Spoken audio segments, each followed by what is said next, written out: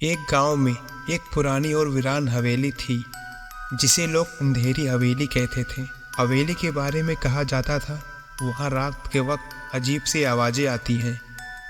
गांव के सभी लोग वहाँ जाने से डरते थे, लेकिन एक दिन राजू नाम का एक नौजवान उस हवेली में जाने की सोचता है। उसने सोचा कि ये सब सिर्फ अफवाहें हैं और अपने दोस्त के सामने अपनी हिम्मत दिखाने के लिए उसने रात में हवेली जाने का फैसला किया। रात के अंधेरे में राजू ने टार्च ली और हवेली की तरफ बढ़ने लगा।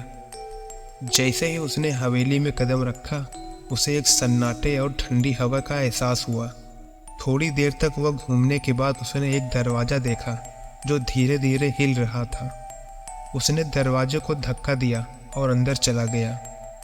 तभी अचानक उसके सामने एक भूरा खौफनाक बाघ आया और ज़ोर ज़ोर से गुर्राने लगा।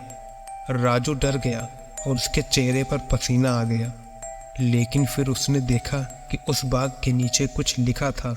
उसमें लिखा था, डर से भागो मत, उसका सामना करो। यह पढ़कर राजू के मन में एक अलग ही हिम्मत आ गई।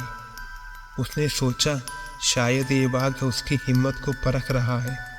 राजू ने अपनी सारी हिम्मत जोड़कर उस बाघ के आगे कदम बढ़ाया।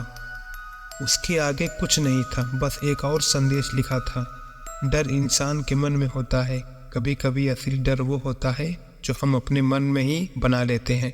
राजू ने सीखा कि कई बार हम चीज़ों को अपने दिमाग में बढ़ा चढ़ा कर सोचते हैं, जबकि असल में उन चीज़ों को डरने लायक कुछ होता ही नहीं।